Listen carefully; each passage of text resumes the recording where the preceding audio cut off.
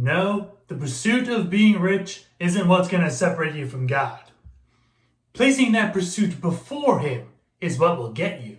But you might be asking yourself, there are countless stories in the Bible about rich people falling because of their wealth. That's not necessarily the case, because in the examples I want to cover today, the issue does not lie with the wealth, but the mindset behind it.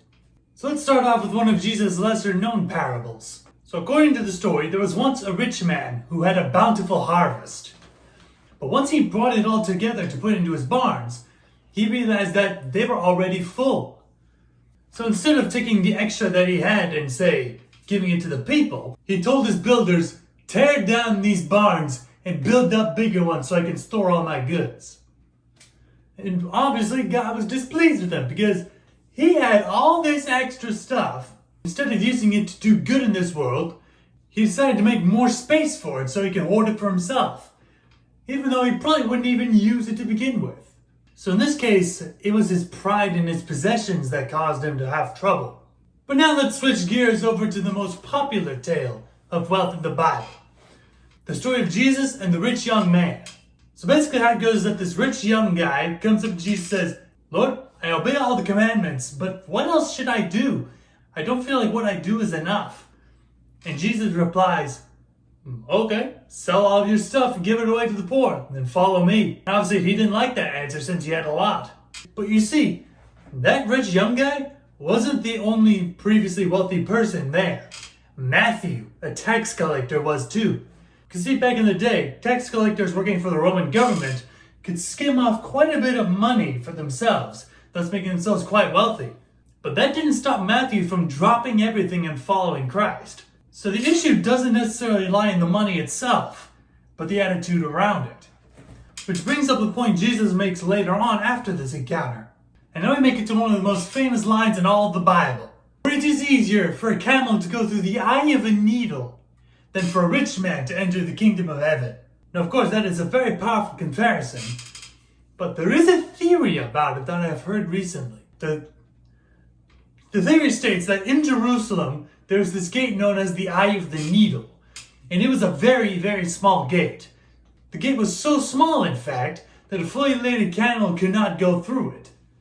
And it was said that the only way a camel could go through is if all of its cargo was taken off and it knelt as it passed through the tunnel. Then after Jesus said the previous quote, the disciples asked him, "Well, if a rich person can't get to heaven, then how in the world can we?" And here's the important part. He said, "With man, this is impossible, but with God, all things are possible." Now, is money still important? Yes, undoubtedly. If you have a good amount of money, you can eat healthier food, live in a safer place, go to places you've never been before, and have things that can make your life even better.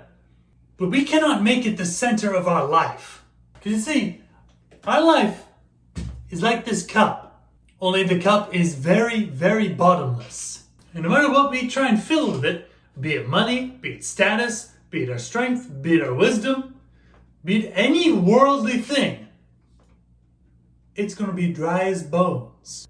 But the one thing that can fill it is the living water of Jesus Christ. That is what satisfies us.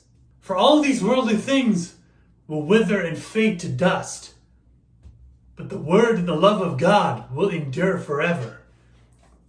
And as long as He is on our side, and as long as He is the focus of our lives, we will be full. So yes, you can have the strength, you can have the wisdom, you can have the money even. But the important thing to remember is that we must not allow these things to get into the way of what truly matters. That is growing in God and seeking His love.